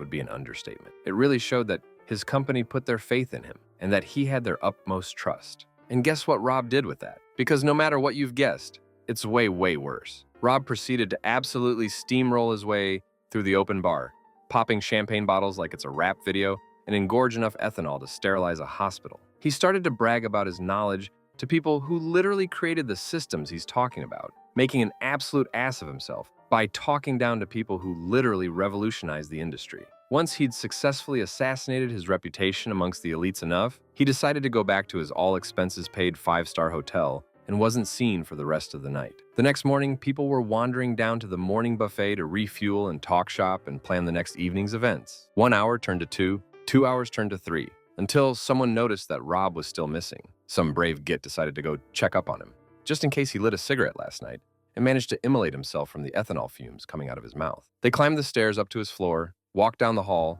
and just as they were nearing Rob's room, heard Rob weakly calling for help from behind the door. Turns out that Rob had a busy night. See, when he got to his room, he decided to utilize some of his room's amenities by calling up a woman of the night and requesting her services using the room's landline. He worked out her rates, told her the location, and got ready for a night of debauchery. She came to him sometime late into the night with the expectations of payment for services rendered. Only issue was that Rob was thoroughly plastered and passed out before anything could happen. Pissed off at Rob for wasting her time, she decided to get her money's worth by stealing absolutely everything not nailed down in the room. Rob's wallet, gone. His clothes, disappeared. The room's TV and coffee machine vanished into the night. All of the linen in the room to be seen again. And as an extra duck you, she then proceeded to tie Rob to the bed, completely stark, ducking naked, with no hope of escaping by himself. Luckily for him, his friends found him and rescued him from his fate, giving him a spare set of clothes and sending him back home early before he could cause any more damage. Unfortunately for him, someone needed to pay for all the missing stuff, and so the hotel contacted his company and explained the situation to them in detail and demanded compensation. Rob's career never really recovered from it. By the time I met him, he was making a living by giving people training on a system that was 20 years outdated, living in a shack on someone else's farm with 13 dogs and a disdain for women. Story 3. My father is employed in human resources. He recently informed me of a day when they had to fire around half of the workforce. That day, there were a lot of moving pieces, and it was hectic. Sadly, in all the chaos, nobody thought to inform this particular new hire that the position for which he was employed was no longer financially feasible. When he finally entered the workplace, he discovered that everyone had already cleared their desks and left. Afterwards, he was fired. 1 hour into his debut, he claimed the guy understood, but the experience made him feel worse than he had ever felt for anyone in his life. Story 4. I work in payroll, which is pretty much HR adjacent. I had someone who would consistently fail to send in time cards, would often miss punches. This one in particular really ducks up payroll, and would wait until well after the deadline to submit their timesheets. So of course their pay was always ducked up. I can't hold up an entire company's payroll of over 1,000 people because a handful of irresponsible people can't take responsibility for the means of which they get paid. And eventually this person, after having their paychecks constantly shorted only to have that pay added the following week because they missed the deadline, felt that they were owed thousands of dollars in unpaid time, and that I purposefully kept this pay from them because I'm, I guess, a company stooge? Like, they were convinced that I and all the other payroll specialists were part of some sort of corporate conspiracy to withhold money earned from the workers who earned it, ignoring the fact that the few $100 the company would make doing this wouldn't cover the thousands of dollars it would take to set this all up and keep it a secret. It just wouldn't be worth the risk for the company to do this when they were making hundreds of millions of dollars. This is a major construction firm that received a majority of their work from local, state, and federal contracts. Ripping off a few workers was small potatoes. This person eventually came into the office to confront me, the only time this has ever happened in my entire career, with a stack of handwritten times on the backs of envelopes to prove that they were paid incorrectly. When I ran a quick printout showing the hours we recorded for them and the amount of pay they received during the time period in question, which was actually more than they believed they were paid,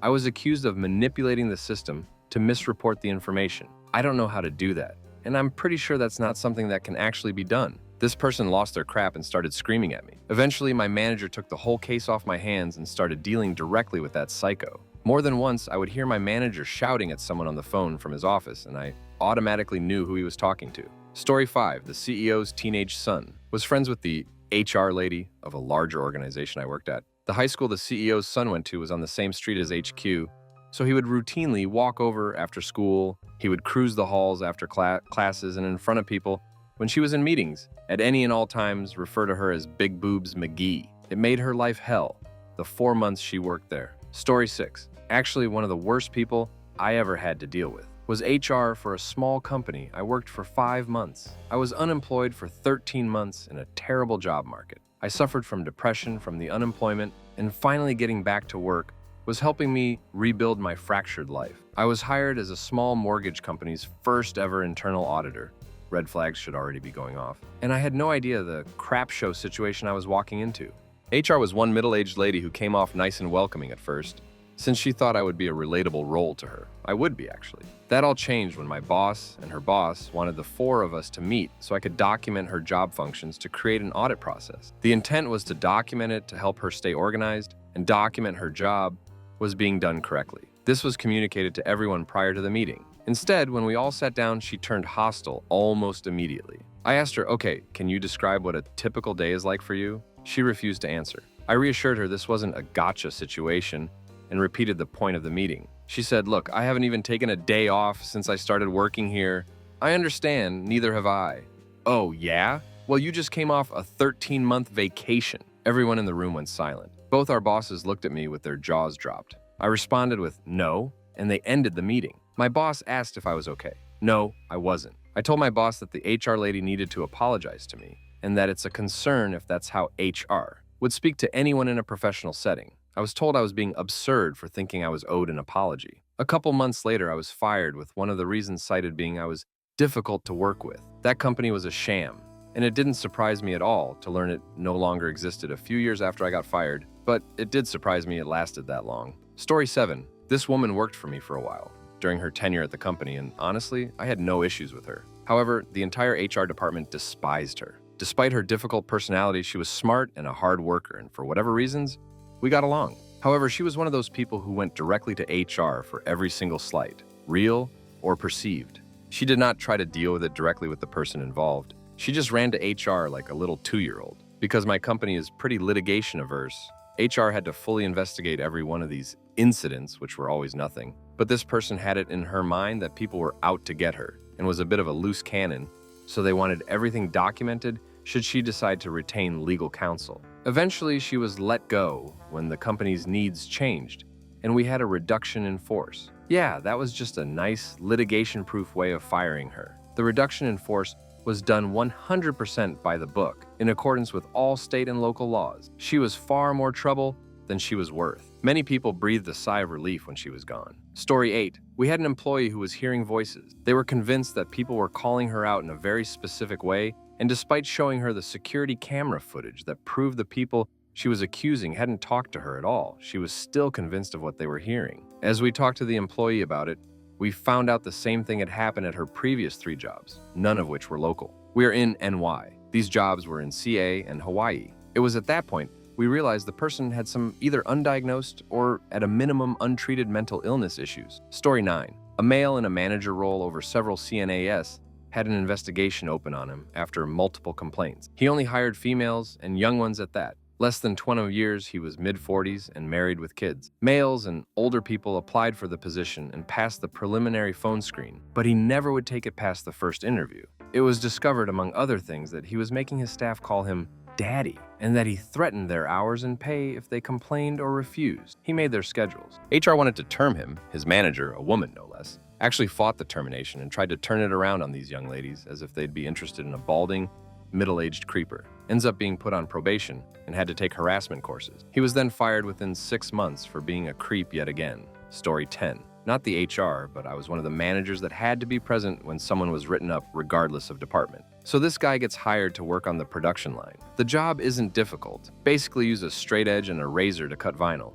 Guy thinks he can do it without the straight edge and ends up slicing himself up. Send him to the clinic to get stitched up and proceed to write him up once. Strike 1. A few days later, he goes to lunch outside. I think he might have taken something and takes a spill on a stairwell. He's SCD to hell and back, but otherwise, okay. Again, send him to the clinic to get patched up. No write-up this time. A few more days later, one of the guys from the tech department is filing a complaint that the guy felt him up. When he got into detail on what happened, the guy basically shoved his hand down the back of his pants when he was bending over. Written up and fired on the spot. Asked the guy in tech if he wanted to press charges, and he said no. Worst part is he came back a few days later saying that he felt a connection to the guy and wanted to see if he could get his number. I called the cops and had him arrested for trespass. Story 11. Not HR, but work with them, and stories I heard about the office douchebag. An employee was using dry erase markers on a whiteboard in her cubicle. He raised an HR complaint for health concerns over the smell. Took 2 weeks of paperwork that never really accomplished anything, and he showed no remorse. He tried to hang out with the new employees in their 20s, he's in his 50s, to feel cool and young. He would then try to use a cool guy status to extort info from them or from guys. He'd try to get to sit with them at lunch to learn about what was going on at the company. Got talked to after he approached an employee during layoff rumors with, "You're still here?" HR couldn't do anything because he said he meant time of day. Made a complaint to HR about an email he got with multiple people on the chain complimenting everyone on it. No, it wasn't a sexual harassment complaint. It was because the email started with, "Let me reintroduce you to the best people I work with globally." Apparently, he interpreted it as an attempt to humiliate him in front of as many people as possible because he didn't need to be reintroduced to his own coworkers. The sensitive ego on this one. HR dismissed his report saying, "There's no humiliation here, they're saying. They're specifically complimenting people on the email." Douche demanded an apology he never got. There's more for sure, but this is what I'm aware of. Story 12. I wasn't in HR exactly, but I did training. This one woman was late all the time and got into arguments with everyone. One day I was teaching her something and she looks at me and says, "No, this isn't possible. I'm not doing it." I told her I was expecting her to get it on the first try and we were here to practice it as much as she wants. From that moment on, she turned evil on me, would completely ignore me, When I would talk to her, she told everyone ridiculous things about me.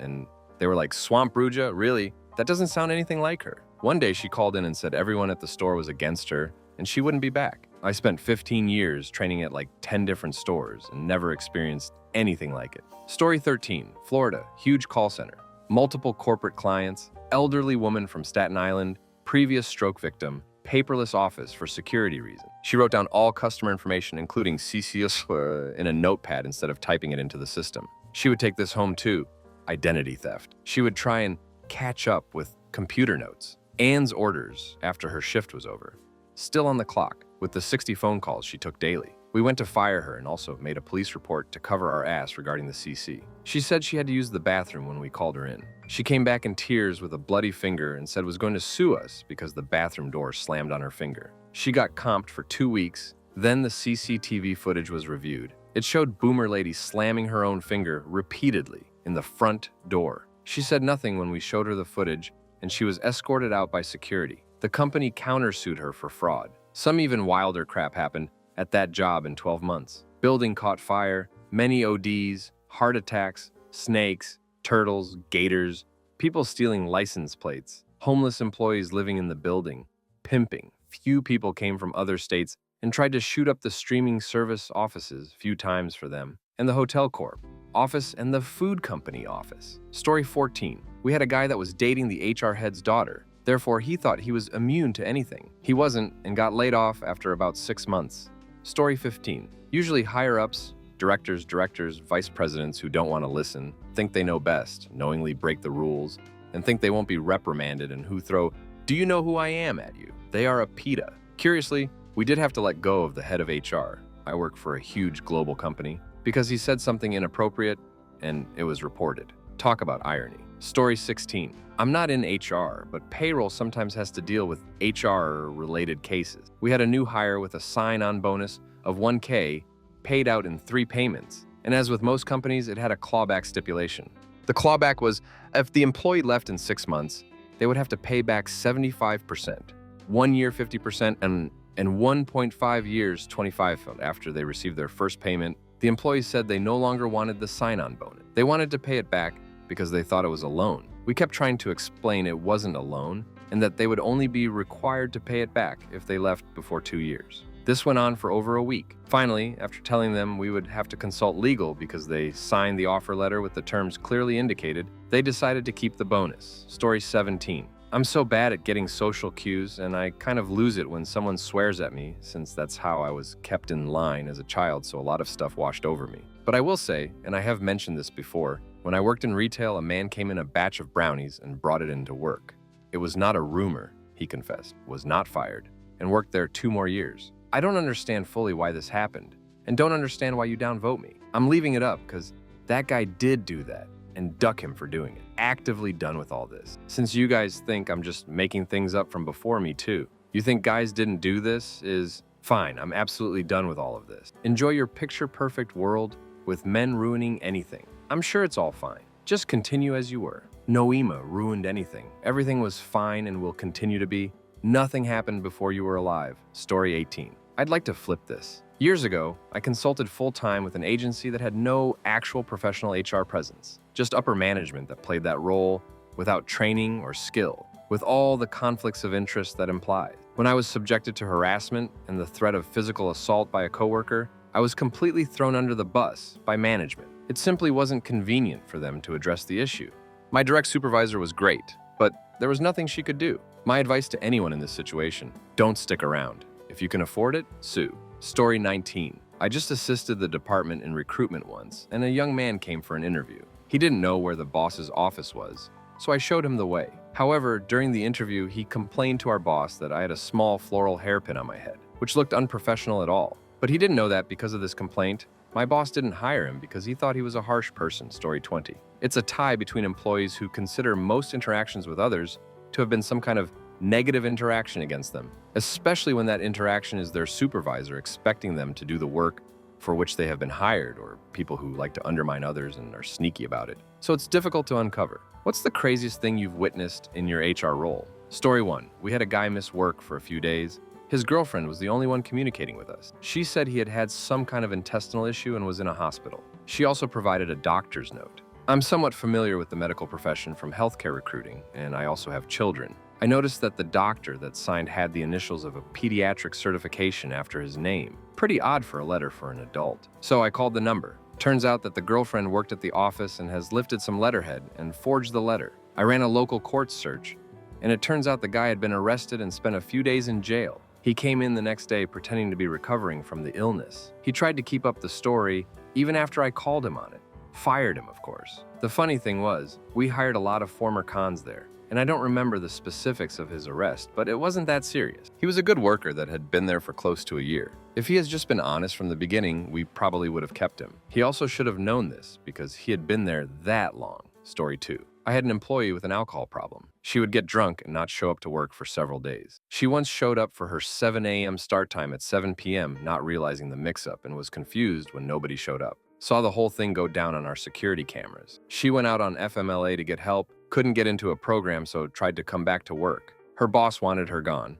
I objected to it. My vice president fired her for performance. Come to find out, her husband asked for a divorce, and that was the stressor to fall off the wagon. Once she lost her job, she had nothing left. She took her own life shortly thereafter. This story still haunts me to this day, and I still wonder if I should have objected harder. Maybe she would still be around. Story 3. Man, this is old, but I envy you guys. For me, had a group chat of 10+ individuals lead to termination as they discussed raping their supervisors. Dead Body had a guy file workers' comp for a cut on his finger that he claimed led to a flu and illness with no symptoms, and that's why he kept no call, no showing. Had 3 of 22 interviews arrive 1 month for an internal position in our call center.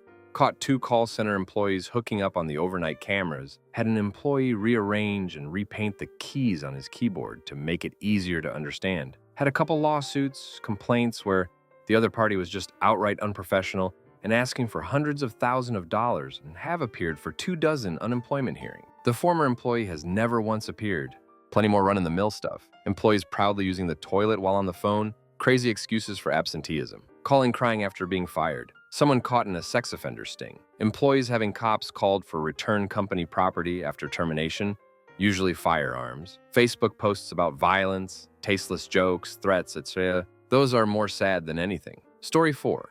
Employee who ghosted my nonprofit in August 2020, going on the internet bashing me when I removed her email in October 2020 after 2 months of no contact, and a complete disappearing act where she stole our social media passwords and locked me out. Our Twitter has been dead since the day she pulled her disappearing act where I asked her to do some work and she did none. We were supposed to get a cookbook out last year and she never got anything done. I have no idea what happened to our Facebook page. I think she deleted it. She also showed up high and drunk to 2 intern interviews and ghosted our research associate, to the point one of our anticipated plops. 1 publications disappeared on Google Drive. I still had to pay her off to get rid of her, and I had to apply for a court order to get the content removed. The good news is, we're now getting like $50 million of funding from a bunch of firms on a donation basis, and we're also doing a for-profit spin-off that has a lot coming in, so whatever. Good times, bad times. Don't hire losers. Story 5. This could be a long list from a history of being the guy who had to handle the Crapty investigation. Let's open with the guy we fired for a sex for substances issue.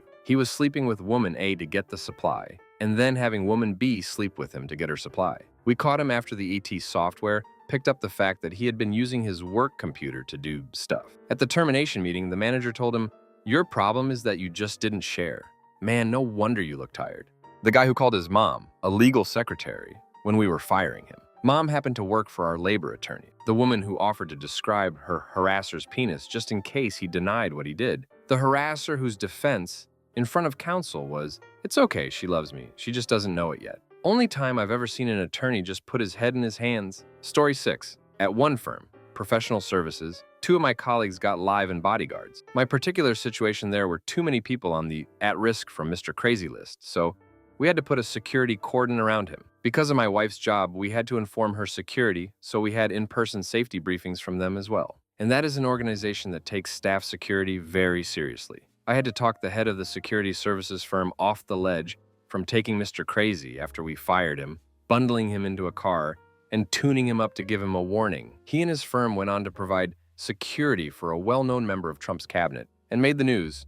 I have tons of these. Sometimes my job sucks. Sometimes it's the best thing in the world. Want to hear about the mad stalker who made it to the short list to be on The Bachelor and got rejected for being cray-cray? Story 7. I had just started my job as a recruiter for group homes for adults with disabilities. I was hiring direct care workers, and I had a lady show up in a cocktail dress. It looked like something a stripper would wear, and she was not wearing underwear abs. I could see everything. I had a 60-plus-year-old woman tell her husband worked for the FBI and spends all their money on escort. And my favorite one, I had a wonderful older woman. Talked about her grandchildren with special needs, her volunteer work at her church. She was, of course, hired.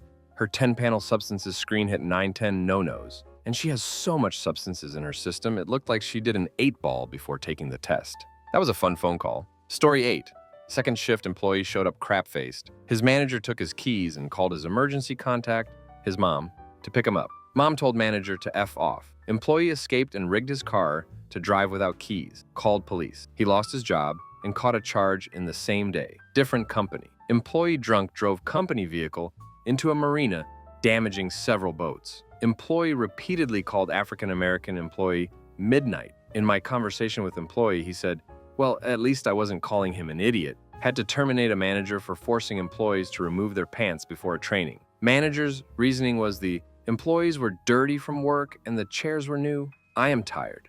I am sure there are tons more. It's been a wild 15 years. Story 9. I had a new hire show up to orientation day with their arm in a cast. The position we were hiring them for required them to lift, push, pull, and was basically impossible to do with a broken arm. I asked them what happened, and they told me they were shot in the arm the day before when they were at a park, and someone else decided to do a drive-by shooting at the group of people they were with. I excused myself so that I could call one of my corporate contacts to ask for advice. I was pretty brand new in the HR role. When I came back to the break room, all 3 of the new hires were discussing how they'd all been shot at one point in their lives. One was a former police officer. And yes, I do live in New Orleans. Story 10. A terminated employee left the building. I stayed behind to chat with the manager about next steps, turning off access, etc. It was a surprise to all of us. Employee came back in, and before I realized what was going on, stabbed the manager in the abdomen and ran back out. I ended up taking off my own shirt to try and hold pressure on the wound while a witness called 911. The terminated EE was caught about a mile away from the office,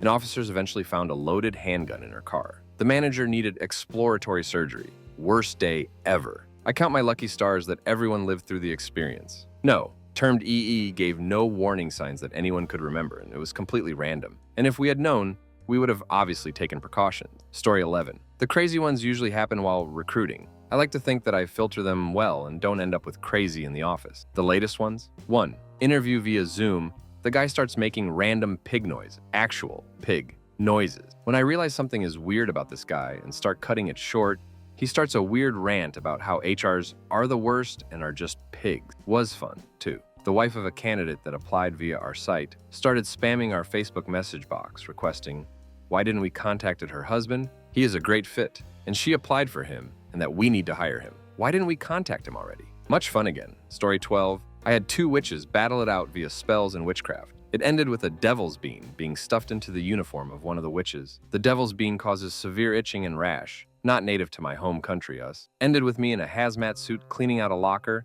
and 1 witch being fired for malicious intent on another employee. Story 13. Where to start? Had a complaint one of our guards was whacking off at the front desk. Reviewed footage and confirmed to be true. Told him, we have footage of you pleasure themselves. And he didn't know what it was. Had to explain that several different ways. Story 14. One time alone of my fellow recruiters had a candidate go to final rounds to meet with all of the execs at the investment bank we were recruiting for. He pretty much has the job, and this was just to introduce him to the team and welcome him. My coworker got a call shortly after the interview starting, telling her that the team wanted him rejected immediately. When she asked why, the individual told her that during their conversation, he decided to do a handstand in the middle of the room and then walk around and try to tell them all who their celebrity doppelgangers were. When my coworker called the candidate, he was excited and thought he nailed the whole interview.